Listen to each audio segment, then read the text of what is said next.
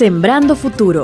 tu espacio para hablar sobre la lucha, defensa y promoción de los derechos humanos. Porque los derechos humanos deben formar parte del debate nacional.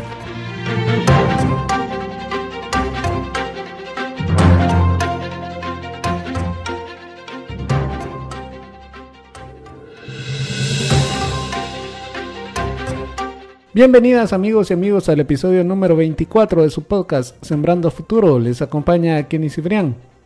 Esta vez en la sección de la entrevista estamos abordando como temática principal el desplazamiento forzado interno.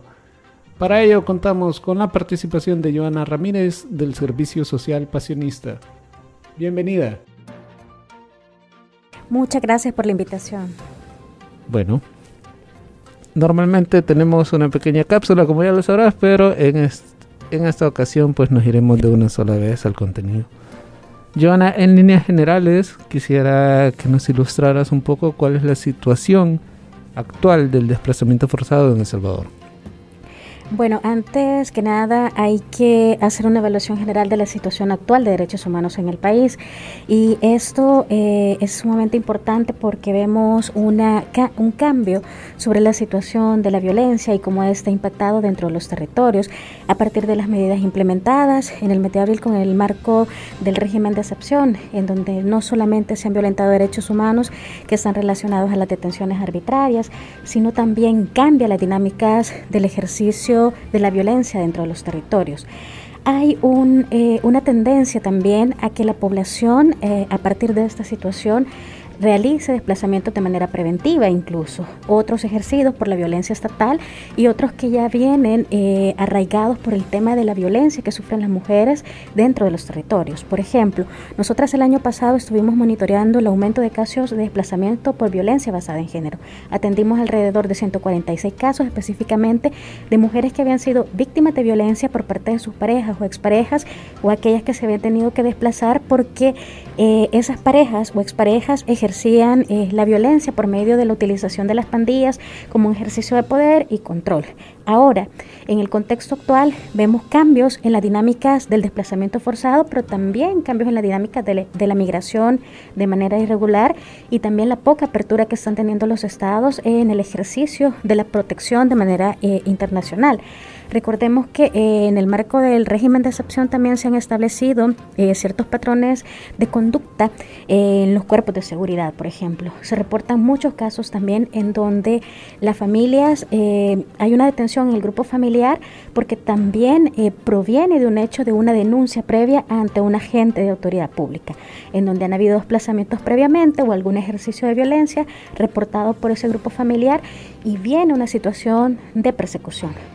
Vemos también una deficiencia en cuanto a la actuación por parte del Estado, no solamente porque tenemos 2 años de que no se implemente la Ley Especial Integral para la atención y protección a víctimas en condición de desplazamiento forzado, en cuyo ente rector en ese momento era el Ministerio de Justicia y Seguridad Pública a través de la Dirección Nacional de Atención a Víctimas y Migración Forzada, y vemos una desestructuración o un intento de desestructuración de instituciones o entes protectores, como lo es el ISNA, el COGNA, que también va a cambiar su figura y sus mecanismos de ejercicio de la protección de la niñez y la adolescencia, pero también una deficiencia en cuanto a la actuación de instituciones que estaban de alguna manera brindando protección especializada a algunas poblaciones, como el ISDEMO. Vemos muy poco el rol también de protección por parte del Procurador de Derechos Humanos a través de su unidad de desplazamiento forzado, y una sobrecarga incluso a instituciones que no son tan especializadas en el tema de atención a víctimas como es la unidad de desplazamiento forzado de la Procuraduría General de la República. Joana, quisiera, gracias por ilustrarnos como la situación general de los derechos humanos y también un poco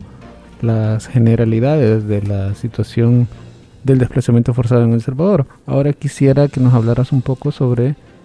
cuáles son aquellas poblaciones que son muchísimo más vulnerables a sufrir este tipo de fenómeno. Bueno, en general en el país, con la situación de violencia generalizada y las violaciones a derechos humanos cometidas en el marco del régimen de excepción, vemos una dimensión en donde toda la población básicamente puede ser víctima de situaciones de violencia, de violaciones a derechos humanos y encontrarse como una población en riesgo de vivir un desplazamiento forzado. Históricamente han sido las poblaciones como las mujeres, la niñez, la adolescencia y las juventudes quienes se han visto más fuertemente afectadas por las situaciones de violencia y por la inseguridad que se vive en el país. Actualmente nosotras hemos registrado alrededor de 146 casos en lo que va de este año, en donde se han atendido alrededor de 626 víctimas, muchas de ellas personas adultas, personas jóvenes, y vemos una dimensión mucho más amplia de la población que está siendo afectada y una invisibilización también incluso de poblaciones históricamente que no tienen mecanismos de protección, como lo es la población LGBTIQ. Tenemos pocos datos estadísticos que reflejen la realidad actual de la situación de desplazamiento. Con la implementación de la ley se esperaba que la Dirección Nacional de Atención a Víctimas y Migración Forzada creara un sistema de protección y un sistema de registro de datos y de información de las víctimas que recolectara la información de todas las instituciones del Estado para tener una mirada mucho más amplia de las afectaciones a la población en mayor condición de vulnerabilidad, pero que también respondiera a los territorios en donde ocurrían los hechos de violencia, cuáles eran los municipios receptores o los municipios expulsores. Lamentablemente, por la falta de respuesta por parte de las autoridades, la población en general se ve más afectada por estas situaciones de violencia y una desprotección total por parte de las instituciones del Estado, donde tienen poca presencia en los territorios, y la presencia que se tiene es más desde una acción de represión y poca garantía a los derechos humanos, pero siguen siendo, en el caso de las situaciones que nosotras documentamos o los casos que nosotras acompañamos, siguen siendo las mujeres, la niñez, la adolescencia y las juventudes quienes se ven más afectadas por situaciones de violencia y una serie de hechos o de situaciones, porque la violencia ha permeado en distintos niveles y la falta de protección por parte del Estado conlleva que las víctimas sean con mayor frecuencia víctimas nuevamente de otros hechos y otras situaciones de violencia, porque no hay programas, por ejemplo, de atención a víctimas de manera pues más integral. Por ejemplo, no hay programas específicos enfocados en soluciones duraderas, y muchas de estas familias han tocado tantas instituciones estatales que la única salida que buscan es la migración de manera irregular. Precisamente, bueno, ya señalabas tú que hay poblaciones que son históricamente vulnerables a cualquier tipo de abuso dentro de nuestro país, lastimosamente. Estamos hablando de mujeres, de niñas, niños, adolescentes,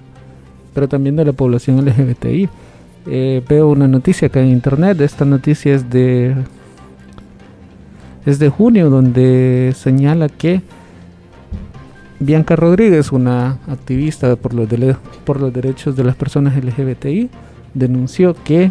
durante el 2021 la violencia generó el desplazamiento forzado de 166 personas de la comunidad LGBT. Indicó también que estas víctimas suman 528 registradas entre 2015 y 2020, para totalizar 694 y promediar alrededor de 115 casos anuales solamente de esta población. Me llama la atención porque es un dato bastante grande, pues es un problema muy serio y que, debido a la situación de derechos actuales, de derechos humanos actuales en nuestra sociedad, parece ser que se está dejando de lado el tema del desplazamiento forzado. ¿Hay algo que se esté trabajando, ya sea desde el Estado o desde las organizaciones sociales, para visibilizarlo? Bueno, justamente la agenda de derechos humanos está enfocada en dar respuesta a las necesidades actuales de la población afectada en el marco del régimen de excepción. Lamentablemente también las instituciones estatales se enfocan en este tipo de hechos y no responden a las necesidades diferenciadas que pueden tener las víctimas de otros hechos o de otras situaciones de violencia. Por ejemplo, en el caso de las mujeres tenemos muy poca información acerca de la violencia que están sufriendo o evidenciando. Sí, con los datos que refleja desde Concavis Trans, que es una organización de derechos humanos que justamente trabaja desde un enfoque más especializado en población LGBTI, hay un registro de información por parte de las organizaciones de derechos humanos que históricamente venimos atendiendo a las víctimas y tratando de tener un proceso de articulación con las instituciones del Estado que actualmente pues no se ha logrado, y vemos muy poco probable el poder nuevamente retomar estos espacios de diálogo que permitan trabajar propuestas o que permitan hacer un monitoreo general de la situación actual. Es bastante complejo la situación actual de las instituciones del Estado, en donde hay poca información y la información que existe es bastante limitada, en donde incluso marcos normativos han sido seriamente reformados y que no permiten el acceso a la información, o hay mucha información que no es brindada vía acceso a la información pública. Eso no permite tener una mirada o un panorama mucho más amplio de la situación. Pero desde las organizaciones hemos venido asumiendo un rol básicamente de solventar las necesidades de la población afectada por la violencia, un rol que le compete al Estado salvadoreño. Y a partir del mandato del presidente actual y también en estos últimos meses vemos ataques mucho más fuertes a organizaciones de derechos humanos que hemos venido acompañando distintos procesos y que hemos acompañado a las víctimas. No hay avances significativos en materia de protección a la población desplazada porque la ley ni siquiera ha entrado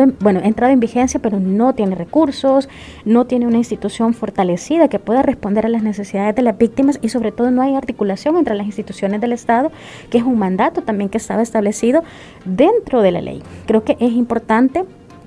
no solamente posicionar la agenda en el tema del régimen de excepción, sino también los otros tipos de violencia. Por ejemplo, continúan habiendo casos de desplazamiento forzado registrados por las organizaciones, casos de desapariciones de mujeres, de personas adultas, y que no se están atendiendo estas situaciones. La Fiscalía no tiene la capacidad de estar direccionando los procesos de investigación de estos casos que han sido denunciados, o de las mujeres que reportan situaciones de violencia basada en género o violencia sexual que están viviendo la niñez y la adolescencia también. Entonces nos enfrentamos a un panorama de la falta de propuestas reales o una voluntad política por parte del Estado, y también desde las organizaciones continuamos haciendo propuestas, buscando los mecanismos de diálogo y también atendiendo las múltiples situaciones de violencia y de violaciones a derechos humanos que están ocurriendo en el contexto actual. Joana, ¿podrías también hablarnos un poco sobre cuáles son aquellos principales actores dentro de la sociedad salvadoreña que pueden ser causantes del desplazamiento forzado interno? Bueno, principalmente o históricamente, desde que se monitorea la situación de desplazamiento forzado y donde ha habido un aumento bastante significativo de esta situación, han sido atribuidos a las estructuras criminales como maras y pandillas principalmente, pero también en las dinámicas de la violencia que se ejerce dentro de los territorios hay un cambio bastante fundamental. Por el año 2017-2018 vimos un aumento también de casos de desplazamiento forzado ocasionados por agentes de seguridad pública, es decir, policía y Fuerza Armada dentro de los territorios, por las políticas en materia de seguridad de ese momento. Después podemos ver una dinámica también en el ejercicio de la violencia de género que sufren las mujeres, y ese cambio también provoca un desplazamiento forzado porque el Estado no ha sido capaz de dar respuesta a la prevención de la violencia contra las mujeres, pero tampoco atender de manera integral o específicamente, o la búsqueda de soluciones duraderas a esta población que ha sido fuertemente afectada por distintos hechos de violencia. Ahora, en el contexto actual, pues también vemos una dinámica en donde parecería que hay una disminución de ciertos hechos de violencia, pero la realidad es que las personas no saben a dónde acudir, a qué instituciones ir, o incluso por los discursos gubernamentales también de estigmatización hacia las organizaciones o la vinculación que hacen de las organizaciones con actores no estatales, pero al margen de la ley. Incluso la población siente algún tipo de desconfianza en acudir a las instituciones porque tienen temor a ser criminalizadas también, o que no se les dé la respuesta que están buscando por estas mismas dinámicas del ejercicio de poder por parte de distintos funcionarios y del presidente de la República. Pero sí hay diversos actores que se siguen manteniendo y otros que vuelven a cobrar relevancia, como lo son los agentes estatales dentro de los territorios que están generando desplazamientos forzados a partir del régimen de excepción. Me gustaría también preguntarte acerca de las condiciones por el COVID-19, ya que sin duda el COVID-19 ha reconfigurado el fenómeno del desplazamiento forzado a nivel global. ¿cómo dirías que esto ha afectado particularmente a El Salvador? Bueno, quizás al hablar del tema de los impactos del COVID-19 también en las víctimas de la violencia, es importante reconocer que durante el año 2020 muchas de las acciones que tomaron los distintos gobiernos fue cerrar las fronteras. Eso implicó que no estaban recibiendo a ninguna persona, aunque tuvieran necesidades de protección por temas de persecución o por temas de violencia que estaban viviendo en sus distintos países de origen. Esto realmente no permitió un abordaje en el tema de la prevención de la migración, en la atención a las necesidades incluso que tenía la población históricamente afectada por la violencia, y también todo el tema regional ha tenido un impacto incluso ante la situación de la migración y de la protección internacional. Entonces no solamente ha habido una reconfiguración por el tema de la pandemia por COVID-19 y sus impactos en la población a nivel del ejercicio de la violencia, a niveles económicos, sino también la situación regional que estamos viviendo o experimentando con los distintos cambios, con los regímenes autoritarios, también con las medidas que se están tomando en torno a la prevención de la migración o en torno a reconocer que actualmente hay una situación que sobrepasa incluso a los países que cuando son receptores, por ejemplo, o cuando son expulsores. Entonces, al negar esas dinámicas de la violencia y al evidenciar que algunos planes o estrategias de los distintos países en el Triángulo Norte están teniendo algún tipo de efectos, empiezan a cerrar aún más las fronteras y la posibilidad de que la población pueda buscar algún mecanismo de protección internacional. Por ejemplo, el caso de México, y hemos visto muchos casos en donde también, por ejemplo, hace un par de semanas se dio el caso de personas que habían fallecido dentro de un furgón, que eran personas migrantes centroamericanas también. Entonces, estas situaciones llevan aún más a que las personas, a pesar del riesgo, puedan migrar y que los estados cierren aún más la posibilidad de un mecanismo de protección internacional. Se habla mucho también de las afectaciones políticas, y esas afectaciones también impactan en estas mismas dinámicas, los flujos migratorios. Por ejemplo, las caravanas, que aún en el marco del COVID-19, por ejemplo, y todas las situaciones del cierre de muchas fronteras y la posibilidad de acceder a procesos de protección internacional, la población continuaba saliendo fuera del país. Aún con estos mismos riesgos, aún con el cierre de fronteras, hay una reconfiguración acerca de la situación de dónde está migrando la población. Muchas buscaban en su momento, por ejemplo, países como México, Estados Unidos, pero también ven pocas posibilidades de acceder a estos mecanismos de protección. Y se está dando la situación de las personas que son deportadas, por ejemplo, y que lamentablemente en El Salvador todavía no hay programas especializados para que puedan reasentarse o reubicarse nuevamente estas personas que vienen deportadas o que son retornadas por algún tipo de situación. Y la estigmatización que se genera en torno a esta población, que va enfocada en los riesgos ante contagios de COVID-19, la persecución que están recibiendo esos países y la poca claridad acerca de los mecanismos de protección que puede existir en el país. Joana, me gustaría preguntarte también si, bueno, en El Salvador actualmente ya hace poco los diputados y diputadas de la Asamblea Legislativa aprobaron una cuarta extensión del régimen de excepción. Eso implica que pasaríamos alrededor de 5 meses ya con régimen de excepción. ¿Este régimen puede ser un causante de desplazamiento forzado interno? Realmente la situación actual del país es propicia para generar ciertas situaciones de violencia o aumentar las situaciones de violencia que ya vivían las poblaciones en mayor condición de vulnerabilidad. Desde el mes de abril, en el marco del régimen de excepción, se han venido identificando y denunciando ciertas violaciones y vulneraciones a derechos humanos, no solo por las detenciones arbitrarias, sino también por la falta de respuestas institucionales o las respuestas de carácter punitivo que criminalizan a la población que está siendo afectada por las detenciones arbitrarias. Esto ha causado, como ya lo habíamos mencionado anteriormente, una serie de dinámicas dentro de los territorios, que muchas personas se ven obligadas a desplazarse por la criminalización, pero otras también la hacen a manera de un mecanismo de prevención incluso de las detenciones. Muchas personas están saliendo fuera de los territorios de alguna manera para proteger a sus hijos e hijas, cuando tienen hijos e hijas adolescentes, por ejemplo, o hay personas adultas, o se considera que están dentro de estas listas que tanto se menciona, ¿verdad? Que no son ni siquiera legales y que no están en ningún sistema o en alguna base que permita identificar si efectivamente una persona está perfilada o no como miembro de estructuras de pandillas. Entonces, el régimen de excepción ha generado condiciones no solamente para el desplazamiento forzado, sino para distintos tipos de violencia. Por ejemplo, muchas mujeres dentro de los territorios reportan que durante los procesos de detención de sus parejas han sido insultadas, han sido golpeadas, han habido robos, han habido hurtos dentro de las casas, hay allanamientos de forma ilegal o de manera arbitraria, por ejemplo, destrucción de la propiedad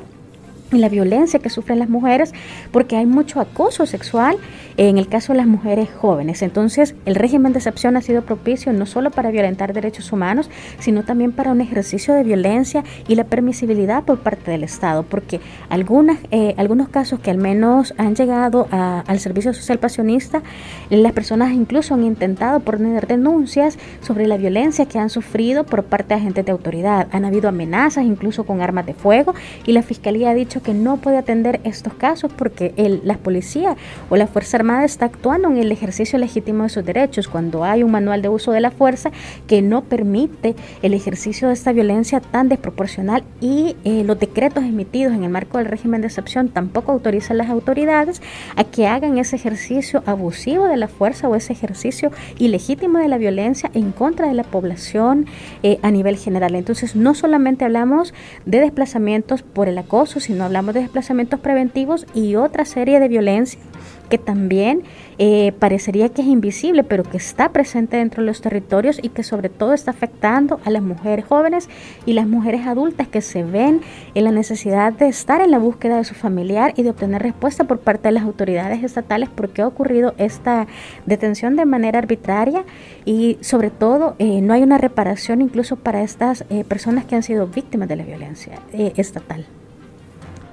Voy a dejar una pregunta en el aire porque ya tenemos que irnos a una pausa comercial. Sin embargo,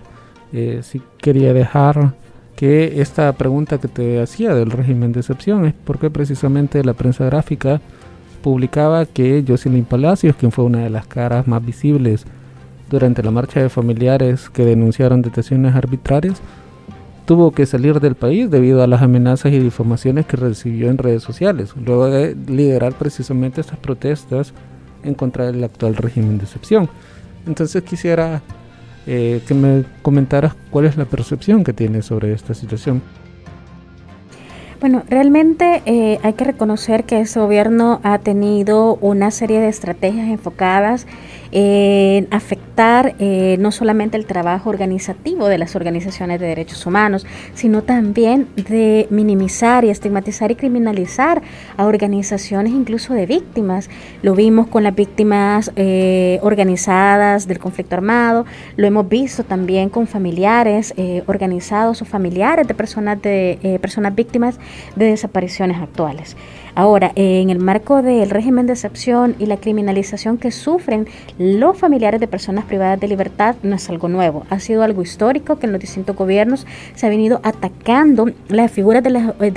organizativas de los familiares de personas privadas de libertad, sobre todo porque existe de alguna manera una amplia estigmatización hacia esta población. Y donde hay un discurso que legitima, por ejemplo, actos de tortura, de inmigración por parte de las personas que sufren las personas privadas de libertad. Y en el marco del régimen de excepción esto no ha cambiado, al contrario, ha aumentado los discursos de odio en contra de las personas detenidas de forma arbitraria, de forma ilegal, pero también desde sus familias. Y lo vemos en los territorios también, en donde existe una desconfianza, incluso quién pudo haber denunciado la utilización de esta línea telefónica que se ha habilitado por parte del gobierno para hacer denuncias, en donde se va a obtener una recompensa, bajo la ley de recompensa también, en donde cualquier persona puede ser denunciada por cualquier tipo de situaciones y ser parte o ser vinculado como miembro de estructuras de pandilla o como colaboradores. Entonces, en este marco y ante esta situación, no solamente vemos algún tipo de violencia por parte de agentes estatales, sino también esos discursos que se vuelven violencia basada en género también, formas y expresiones de violencia contra las mujeres, y que lamentamos también que el ISDEMO, en este caso, que es el ente rector protector respecto a los derechos de las mujeres y que existen marcos normativos especializados, no actúe de manera oficiosa la misma Fiscalía General de la República en torno a la criminalización que está sufriendo Jocelyn. Y no solamente Jocelyn, sino que muchas personas que están tratando de organizarse y que están tratando de denunciar por distintos medios y mecanismos la situación que se está evidenciando. Por ejemplo, familiares de personas fallecidas dentro de los centros de detención, que básicamente esas son ejecuciones extrajudiciales, si le queremos poner un término, en materia de protección de derechos humanos y de protección internacional. Entonces, muchas familias reciben muchos discursos de odio, mucha estigmatización y que generan estas situaciones de violencia e inseguridad. Hemos pasado casi 5 meses o vamos para 5 meses del régimen de excepción y muchas familias están en su derecho de alzar la voz, a organizarse como parte de su derecho fundamental también y hacer denuncias bajo distintos medios o mecanismos, porque las instituciones del Estado no están prestando atención y están criminalizando. El caso de Jocelyn es un caso ejemplar de las mismas dinámicas que se están ejerciendo en distintos niveles y que la población o los familiares de personas privadas de libertad actuales están sufriendo en sus territorios, pero también la persecución que se da por parte de funcionarios de alto nivel de este gobierno. Joana, ¿existen datos estadísticos que nos reflejen un poco sobre cuál es el comportamiento que ha tenido el desplazamiento forzado interno durante el régimen de excepción? Realmente datos estadísticos son los que contamos las organizaciones, porque realmente instituciones del Estado, y como ya lo mencionaban, tienen mucha reserva los datos o la información que están proporcionando. Por ejemplo, en el caso de desplazamiento forzado, la Dirección Nacional de Atención a Víctimas de Migración Forzado debería estar monitoreando la situación general, pero cuando se trata de casos de desplazamiento forzado en el marco del régimen de excepción, parecería que no existiera para las instituciones del Estado, porque legitiman a través de la negación de denuncias, por ejemplo, a través de mecanismos de atención y de protección a estos grupos familiares que están siendo acosados por parte de las autoridades y que niegan la existencia del desplazamiento causado por esto, por el Estado mismo. Desde las organizaciones hemos venido registrando la dinámica o los patrones que identificamos en el marco del régimen de excepción, pero también esas otras afectaciones que están sufriendo las víctimas. Por ejemplo, nosotras hemos atendido alrededor de 86 casos de lo que va de este periodo del régimen de excepción, que en comparación a los datos actuales de las detenciones, que van alrededor de 47.000, un poco más posiblemente, es un dato bastante menor o no es proporcional al ejercicio de las detenciones, pero dentro de estos casos hemos identificado alrededor de 12 casos de desplazamiento forzado que se han realizado de forma directa porque las autoridades han acosado y amenazado a los grupos familiares. Hay otros desplazamientos que han sido de manera preventivas, en donde las familias prefieren irse de ese territorio para, digamos, minimizar en ese momento el riesgo de una detención hacia una persona del grupo familiar, o incluso casos en donde han sido detenidas 5 personas de ese mismo grupo familiar y en donde la niñez y la adolescencia ha quedado en una situación de desprotección. Joana, gracias a la situación actual de violencia contra los derechos humanos que nos describías durante la primera intervención de este programa, la inestabilidad político-jurídica del país y así también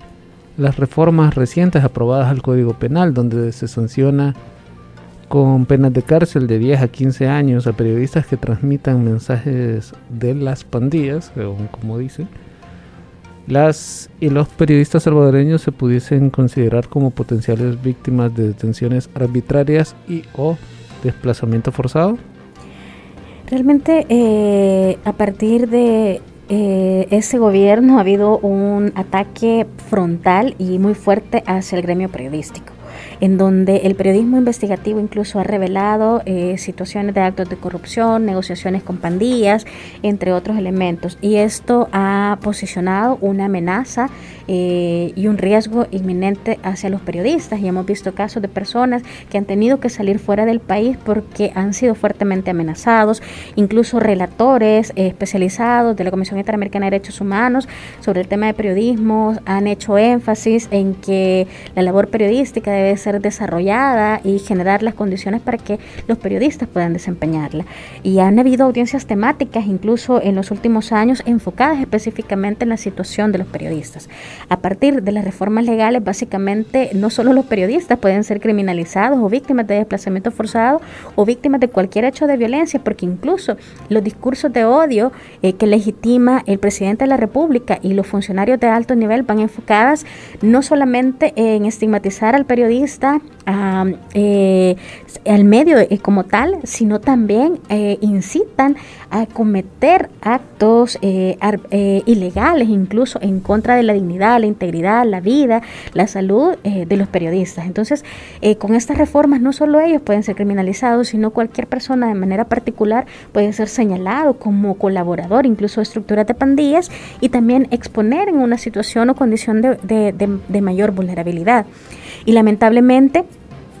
parte de las actuaciones que ha tenido la Asamblea Legislativa, que es una Asamblea Legislativa de Nuevas Ideas, cuando inició su periodo, fue archivar la Ley de Protección Integral a Personas Defensoras, en donde habían 2 iniciativas de ley, una presentada por los periodistas y otra presentada por la Mesa por el Derecho a Defender Derechos, que lamentablemente fueron archivadas y que no permiten establecer mecanismos de protección más integrales o seguras para los periodistas y para las personas defensoras que están siendo víctimas de este tipo de situaciones o que están siendo criminalizadas por la labor de denuncia, por la investigación y también por la defensa de derechos humanos, porque al final los periodistas de alguna manera se vuelven defensoras de sus causas, de sus temas, y desde la investigación que realizan para exponer el derecho a la verdad y el acceso incluso a la justicia, porque se han revelado muchos casos incluso de corrupción y de lo que está ocurriendo al interior de instituciones tan importantes como la Procuraduría de Derechos Humanos, la misma Corte Suprema de Justicia, entre otras.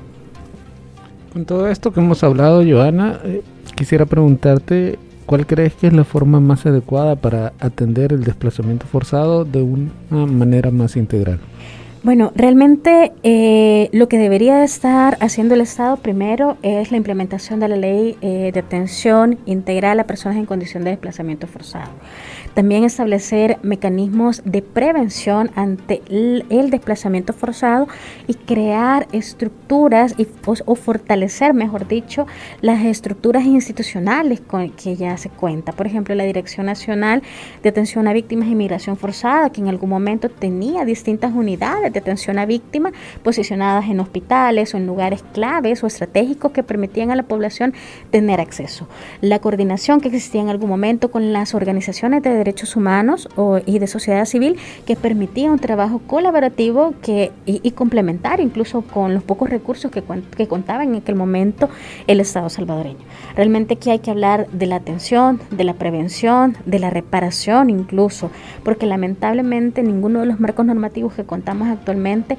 cuenta con un enfoque incluso de abordaje de atención psicosocial. Los servicios son muy diferenciados y se enfocan específicamente en la especialidad que tiene la institución. Por ejemplo, en el caso de ISDEMU se enfoca en la atención y protección a mujeres, pero de alguna manera o de manera integral no responde a necesidades, por ejemplo, de hombres jóvenes o de hombres adultos, el CONNA, el ISNA, entre otras. Y eso ha llevado a que instituciones que no son enfocadas o que no deberían de estar brindando procesos de atención o de acompañamiento a víctimas, como la PGR o la misma Procuraduría de Derechos Humanos,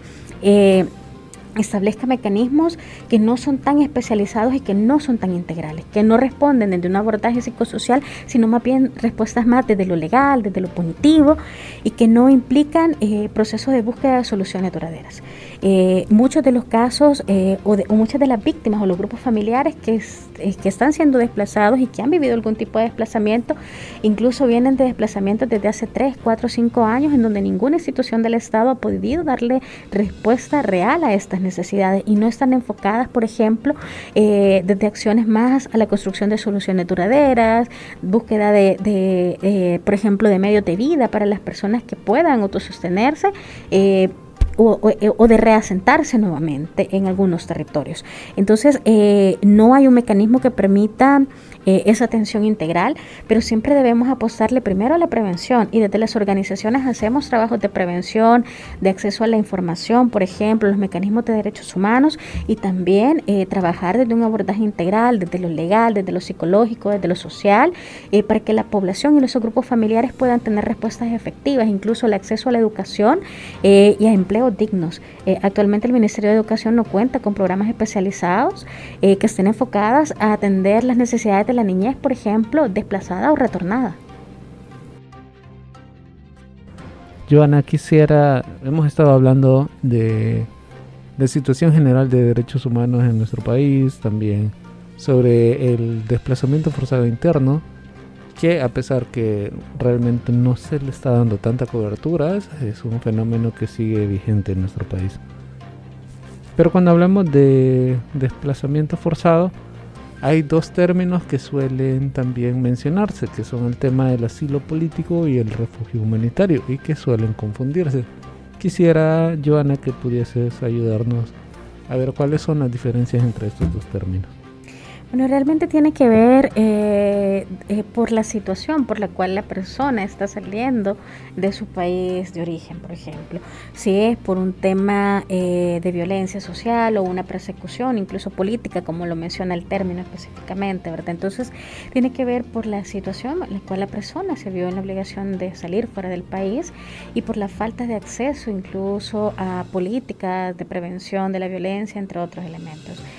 Tiene que ver con el tipo de Estado también incluso que reconoce esas situaciones o las figuras por las cuales también las personas se ven obligadas a salir fuera del país. Entonces tiene que ver con eso, una situación de violencia generalizada o una situación realmente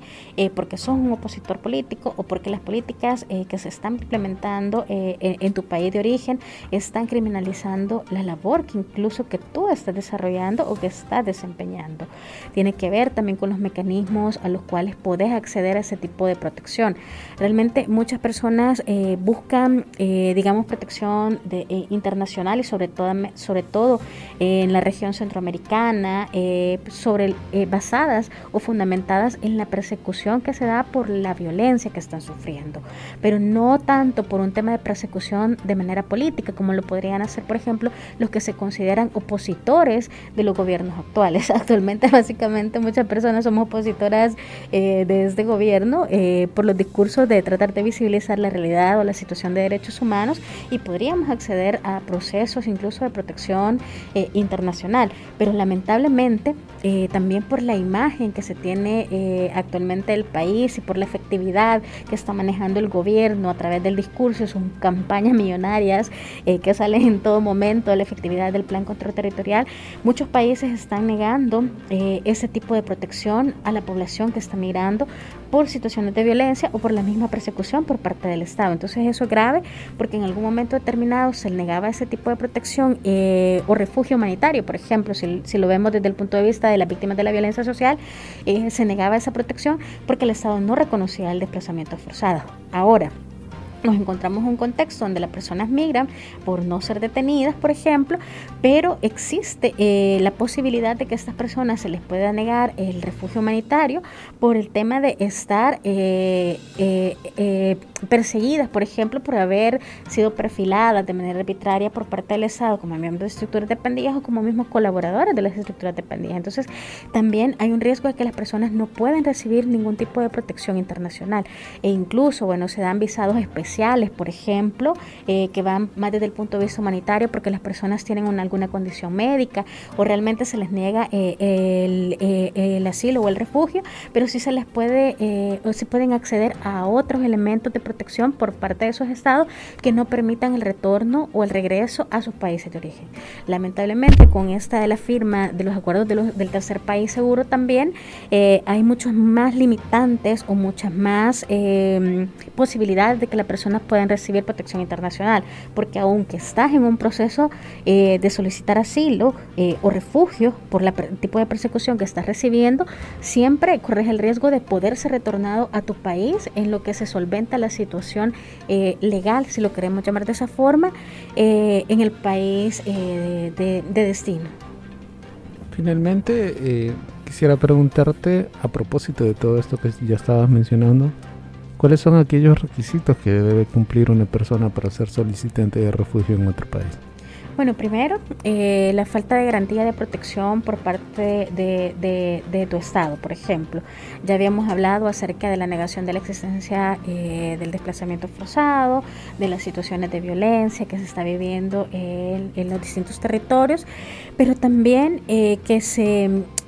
se pueda probar la existencia de un hecho de violencia, por ejemplo. En algún momento, cuando iniciábamos con la atención y protección de personas desplazadas y que salían fuera del país en búsqueda de esta protección, se solicitaban, por ejemplo, denuncias de instituciones del Estado, se solicitaban, por ejemplo, cartas de las organizaciones de derechos humanos que acreditaran que habían sido atendidas, por ejemplo, porque la gente no había interpuesto denuncias porque incluso aunque el Estado, digamos que de manera legal reconociera la existencia del desplazamiento, por ejemplo, ningún marco normativo reconoce que sos víctima de desplazamiento forzado. Hay un delito que es el delito de limitación a la libertad circular que se asimila al desplazamiento forzado, pero que realmente no reconoce la existencia de este tipo de hechos de violencia. Entonces, hay una serie de requisitos legales también y una serie de filtros también que deben de pasar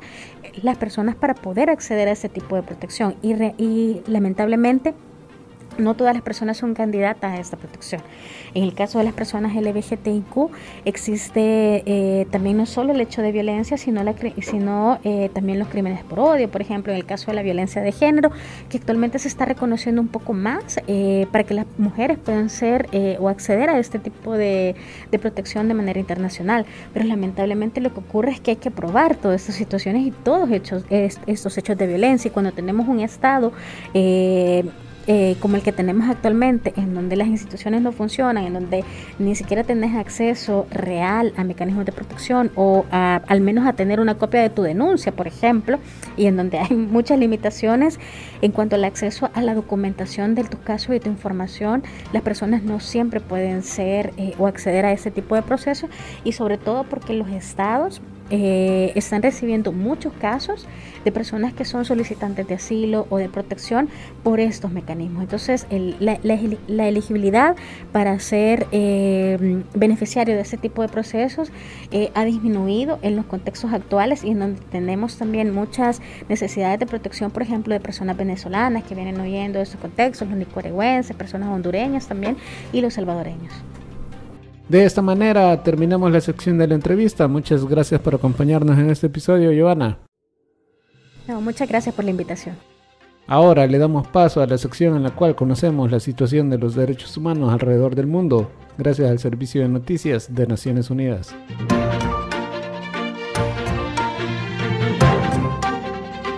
Estas son las noticias más destacadas de las Naciones Unidas. Les saluda Carla García. El descenso de los precios de los cereales y aceites vegetales en los mercados mundiales arrastró a la baja el índice de precios de los alimentos, informó este viernes la Organización de las Naciones Unidas para la Alimentación y la Agricultura, la FAO, agencia responsable de elaborar ese referente global. La FAO precisó que el indicador disminuyó un 8,6% con respecto a junio, para hilar así la quinta caída mensual consecutiva después de los máximos históricos que alcanzó a principios de año. El precio promedio del aceite vegetal cayó más de 19% de junio a julio, mientras que el de los cereales retrocedió 11,5%. No obstante esta baja, la canasta básica todavía está un 13,1% más cara que en julio de 2021. La FAO explicó que pese a que se trata de una buena noticia, todavía hay muchas incertidumbres, entre las que destacan los elevados precios de los fertilizantes que pueden afectar las perspectivas de producción y los medios de subsistencia de los agricultores. Además, las proyecciones económicas globales son sombrías y las fluctuaciones de las divisas amenazan la seguridad alimentaria. Una buena noticia en México, que gracias a la técnica del insecto estéril, erradicó exitosamente la mosca mediterránea de la fruta en el estado de Colima, con costa en el Pacífico en el centro-oeste del país. La mosca mediterránea, una de las plagas más devastadoras de frutas y hortalizas, fue detectada en abril de 2021 en Manzanillo, el puerto más grande de México. El gobierno mexicano reaccionó con prontitud, apoyado por el Organismo Internacional de Energía Atómica y la FAO, para combatir la calamidad y evitar restricciones en los países de destino de sus exportaciones. México es el 7º productor y exportador mundial de frutas y hortalizas frescas. El plan de erradicación consistió en la liberación de 1.450 millones de moscas macho esterilizadas con radiación, una técnica que no daña el medio ambiente. Tras ser liberados, esos machos se aparean con hembras silvestres que no se reproducen y que gradualmente permiten la erradicación del insecto. La hambruna podría llegar tan pronto como el mes próximo a 8 zonas de Somalia, donde la sequía y la falta de medios de subsistencia han forzado a más de 900,000 personas a trasladarse a campamentos de desplazados este año, advirtió la FAO. No podemos esperar a que se declare la hambruna. Debemos actuar ahora para salvaguardar las vidas y los medios de vida, dijo Ryan Paulsen, director de la Oficina de Emergencias de la FAO, luego de visitar ese país del Cuerno de África. El organismo de la ONU señaló que esta catástrofe se produciría si continúa la pérdida de producción agrícola y ganadera, si los precios de los productos básicos siguen aumentando y si la asistencia humanitaria no alcanza a la población más vulnerable. Más de 3 millones de animales esenciales para las comunidades de pastores de Somalia han muerto hasta ahora y la producción de cultivos se ha reducido sustancialmente debido a la falta de precipitación sin precedentes. La FAO busca ayudar a 882,000 personas en 55 distritos, pero para ello precisa con urgencia $131,4 millones. Hasta ahora los trabajos de prevención de la hambruna en Somalia solo han recibido el 46% de los fondos que hacen falta para salvar cientos de miles de vidas. La estrategia preventiva de la agencia incluye transferencias de efectivo para que las personas puedan comprar su comida, además de mantener vivos a los animales con alimentación de emergencia, tratamientos veterinarios y suministros de agua en el contexto de la sequía. El programa busca asimismo respaldar a los agricultores para que siembren donde sea posible, como las riberas que permiten los cultivos de regadío. Y hasta aquí las noticias más destacadas de las Naciones Unidas.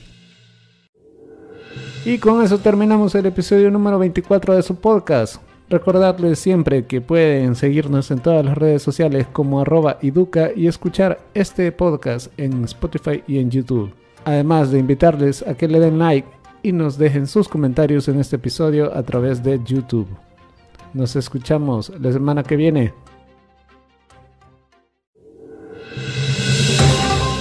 Reflexionar, convertir en cultura nuestra memoria del pasado, resulta indispensable para una cultura de paz. El Instituto de Derechos Humanos de la UCA presentó Sembrando Futuro.